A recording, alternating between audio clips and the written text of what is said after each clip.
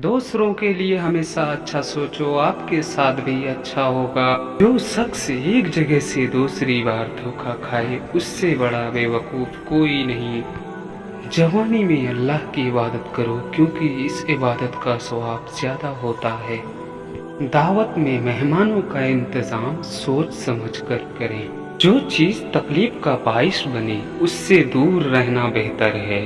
अपने सुकून के लिए दूसरों का सुकून बर्बाद ना करें। अपनी ताकत और हुस्न पर गुरूर करना बेवकूफ़ी है, क्योंकि दोनों ने ही एक दिन ख़त्म हो जाना है। खुशी और गम में अपनी ज़बान और जज्बात को काबू में रखें। जिंदगी में हर शख्स को मोहब्बत करनी पड़ती है, लेकिन जो जवानी में भरपूर मोहब्बत करते हैं, उन्हें बुढ़ापे में ख्वार नहीं होना पड़ता।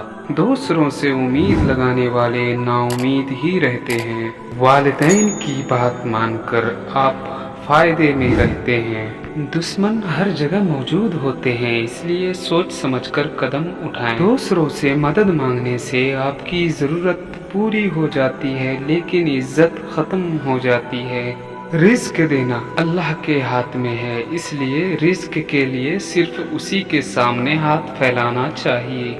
जब इंसान बिल्कुल खामोश हो जाए और अपने हक के लिए भी ना बोले, तो समझ लो कि वो अपने अंदर बहुत कुछ दफन कर चुका है।